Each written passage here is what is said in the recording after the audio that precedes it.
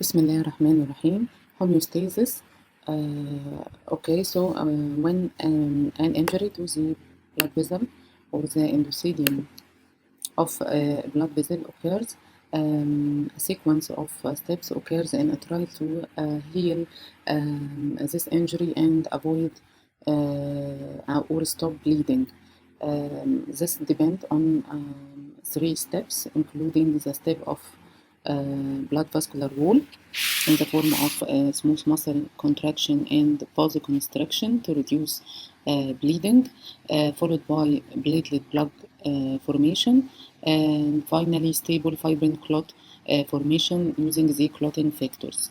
So here, the endothelial lining, in case of injury, secrete the von Willebrand factor, which act as a glue that cause adhesion of the circulating platelets to the endothelial lining and to the collagen. After its adhesion, platelets release its granules, okay,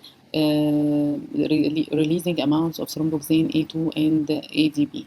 These cause attraction of more and more platelets and aggregation of these platelets until formation of a platelet plug that would seal the injury here in the endothelium. Then activation of the coagulation okay, for formation of a stable fibrin clot, which would limit the injury to the endothelium or vascular wall. So this is coagulation pathway occurring after platelet plug formation. We have two pathways for the coagulation, extrinsic and intrinsic. With extrinsic pathway is the main one, the primary one, okay, with main stimulator of coagulation and fibrin clot formation is the tissue factor or thromboplastin released after tissue injury, okay, which activate the factor 7. Okay, so clotting factors all are secreted by the liver except factor 8. All of these factors are inactive, okay, and become activated only during this coagulation cascade on exposure to endothelial injury. After activation of factor 7 in the extrinsic pathway, it would result in activation of factor 10 here in the common pathway. The common pathway between extrinsic and intrinsic. Intrinsic pathway is not well understood like extrinsic pathway, and it is thought that it is activated as a feedback mechanism after activation of the extrinsic pathway.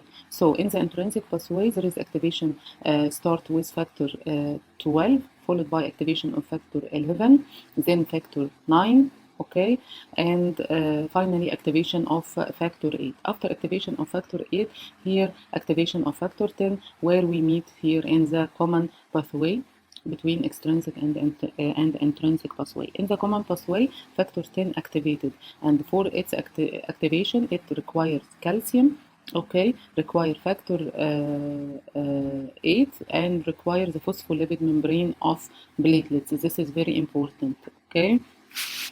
Then after activation of factor 10 in the presence of active factor 5, this is very important, in the presence of platelet phospholipid or platelet factor 3 calcium, there is activation of factor 2, which is the prothrombin, into thrombin, and this thrombin would convert the soluble fibrinogen circulating in the plasma into more stable fibrin clot, and for more stabilization of this clot, activated factor 13 is required to finally result in a stable fibrin clot, okay. So this is the coagulation pathway. We have extrinsic one, which is stimulated by tissue factor. This is the main stimulator of the coagulation pathway, and here activation of factor 7, and then ending by the common pathway. While in the intrinsic one, it is the less important, okay, or less well understood, where activation of factor 12 followed by 11 followed by 9, and finally factor 8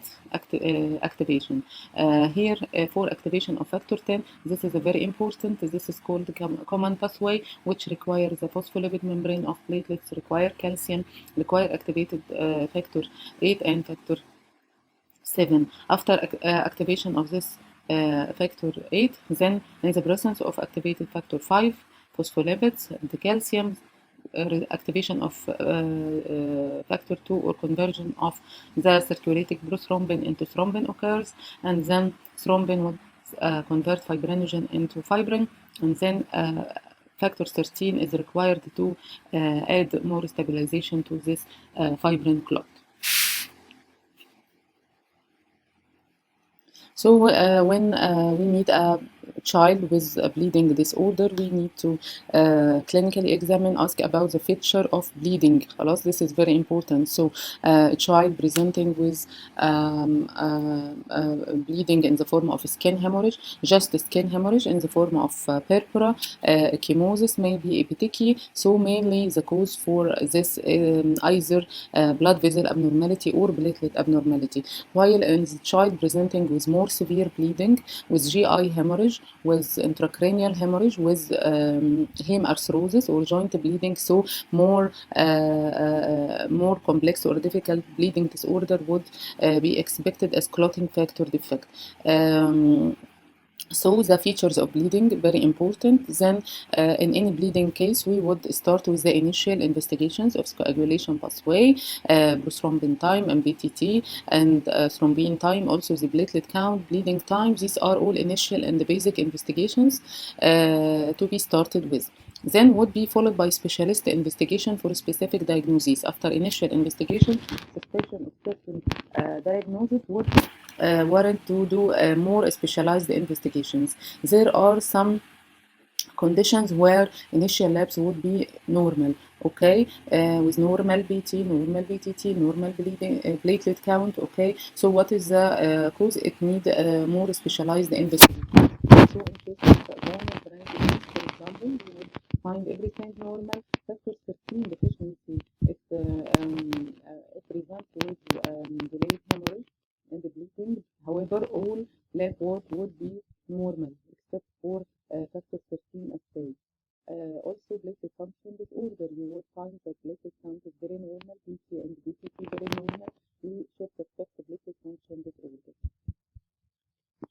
So this is the skin hemorrhage, where we have here PTC, purpura, and the ecchymosis. PTC are very small. It looks like the insect bite, okay, less than 0.3 millimeters, while platelet spot or purpura is larger, with more than 0.3 but less than 1 centimeter, while ecchymosis is usually larger than 1 centimeter. So type of bleeding is very important. Age of onset also, as the bleeding starts and transfer suggests inherited status for a bleeding disorder, or bleeding presenting later in life or suggests an acquired disease. For example, a male who is bleeding after mostly has hemophilia, for example, or adolescent female who present with severe menorrhagia would suggest a condition like von Willebrand disease, and so on. Also, drug history is very important, as some medications would affect the coagulation pathway, as the use of anticoagulant, use of aspirin, that would affect the platelet function. Also, the non-steroidal anti-inflammatory drugs would affect the platelet function.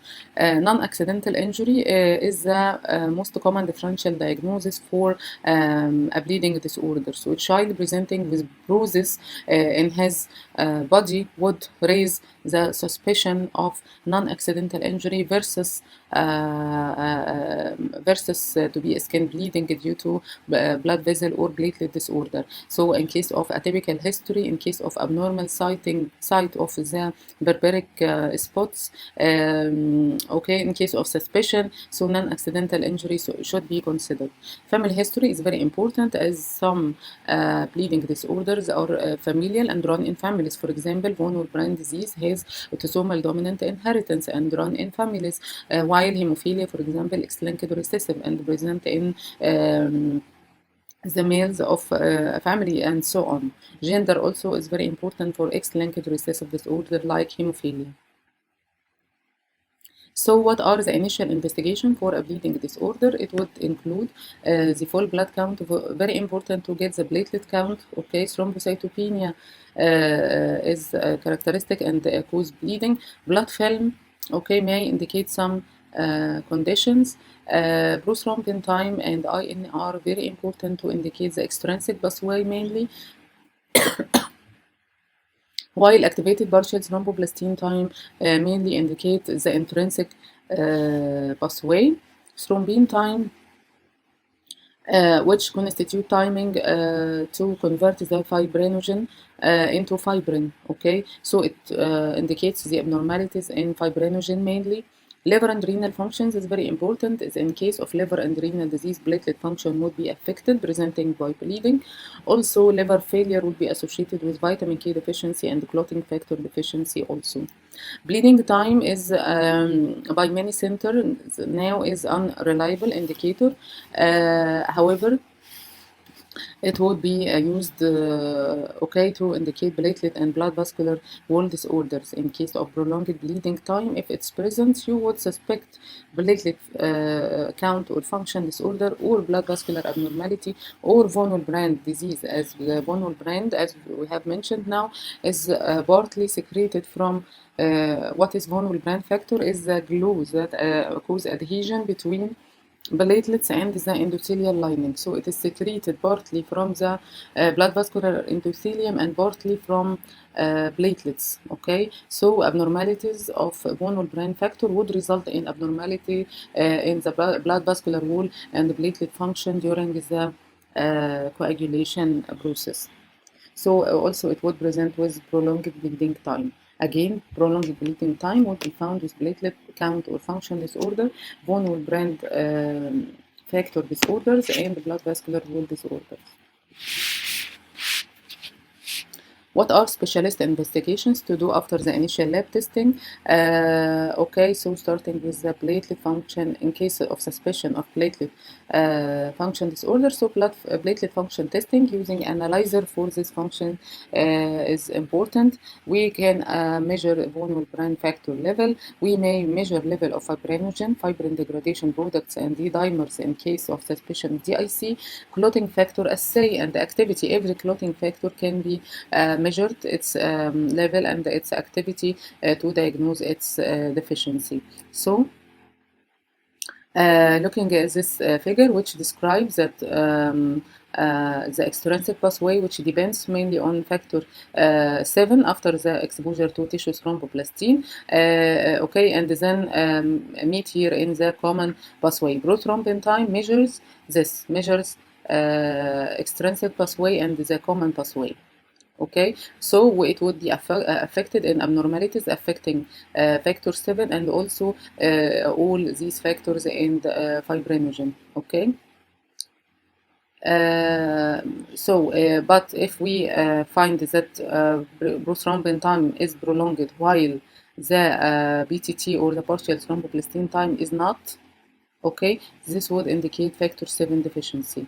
Okay, as the activated partial thromboplastin time measures here the intrinsic pathway and the common pathway. So again, prothrombin time, it measures the effectiveness of the extrinsic pathway and the common pathway, while the BTT measures the intrinsic pathway and the common pathway, while the TT or thrombin time measures the conversion of fibrinogen into fibrin. So in case you find that BT is prolonged while BTT is not, so factor 7 deficiency is most likely. While if BTT is prolonged and BT is not, is normal, okay, this would indicate deficiency of these factors that occurs in hemophilia, factor 8, factor 9, and factor 11.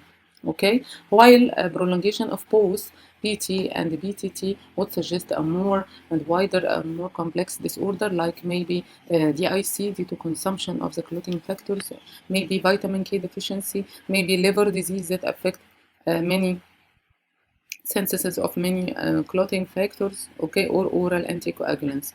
Prolongation of TT only, okay, with normal BT and BTT would suggest fibrinogen disorders like fibrinogenemia or dysfibrinogenemia. Also, DIC that result in consumption of all clotting factor and fibrinogen in the platelets. So all these would be very deficient. In case of DIC, we have thrombocytopenia, the consumption of fibrinogen, and consumption of the clotting factors. This is the same as we have mentioned. We have normal BT and the prolonged BTT. So this is usually hemophilia. Do assay for factor 8, factor 7, factor 8, factor 9, and factor 11. While finding normal BTT with prolonged BT, this is factor 7 deficiency. Prolongation of both indicate abnormalities of the common pathway.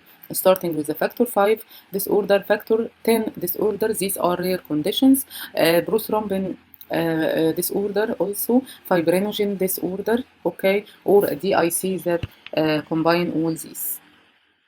In a case of DIC, so fibrin degradation products and the dimers would be high.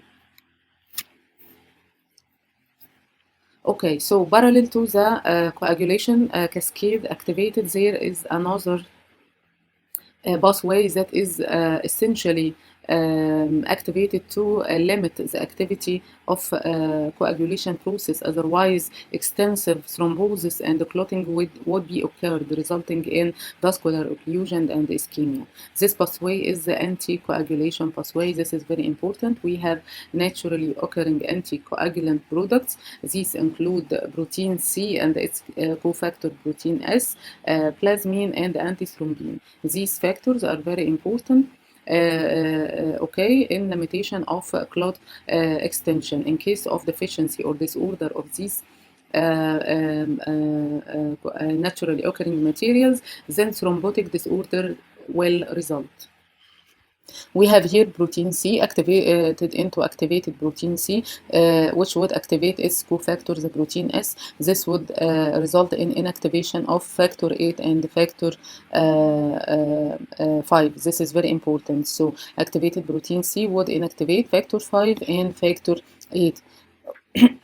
While antithrombin, okay, also it's naturally occurring in heparin act by potentiation of action of antithrombin, so it activates factor 2 or prothrombin and factor 10. This is very important.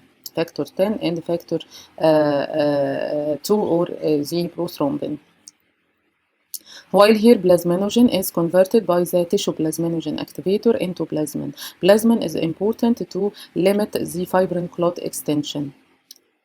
Okay, so these are the anti-coagulation pathway. We have the plasmin. This is very important in case of recent thrombosis. Okay, tissue plasminogen activator, synthetic one, is used, okay, as alternative to streptokinase to dissolve the recent thrombus by activation of plasminogen into plasmin that would cause lysis of the fibrin clot and limit its extension. Antithrombin, which is potentiated by heparin, acts by inhibition of factor 10 and prothrombin. So we usually may follow the heparin function by following the level of factor 10 maybe, and by doing the BT and BTT.